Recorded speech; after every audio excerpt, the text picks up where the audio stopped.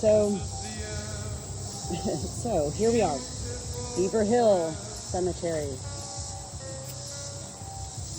on the farm, and I just buried right now a little stillborn chick right here from Janet and Chrissy.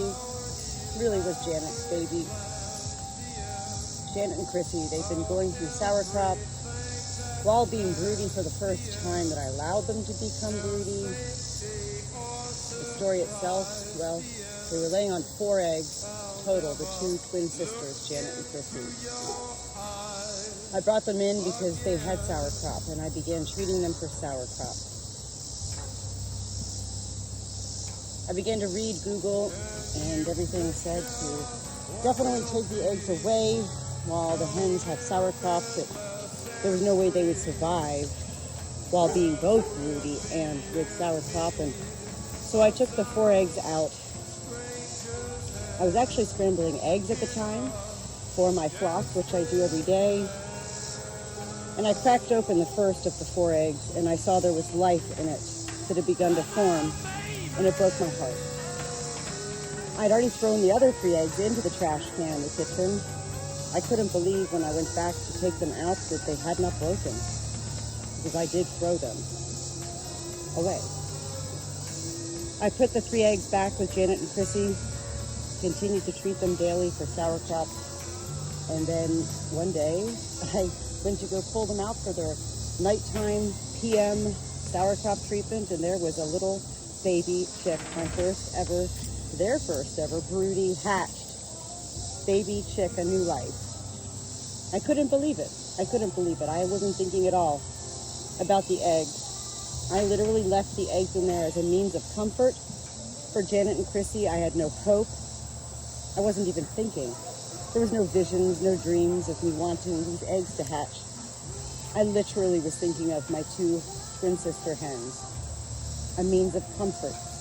Let them have these eggs. Yesterday, I took one of the 2 final eggs and I decided to open it, and it was all yolk. Nothing had ever formed in it. Thank God, I said.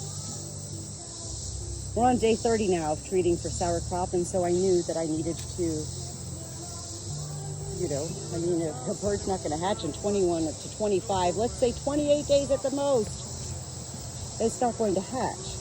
So I made the decision today to crack open this final egg. I did it in front of Janet. She knew what was going on. She actually ate some of the, whatever you call it, birthing life with this baby chick. The baby chick was fully formed. It was not alive. I don't think it was ever going to survive. It had died in utero probably over 10, 12 days ago.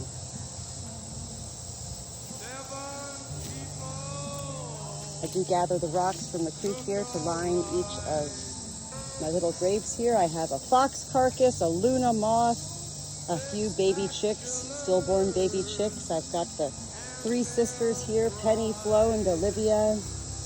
Just buried Chunky, my precious, sweet little silky girl over here not too long ago.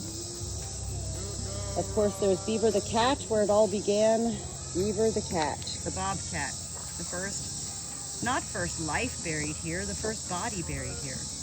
Beaver the cat, who I thought was a cat, hit by a car, catapulted into our farm property. The livestock guardian dogs alerted me, and I carried that, what I thought was a feral cat, around in my baby Bjorn front carrier for 9 hours until this cat died.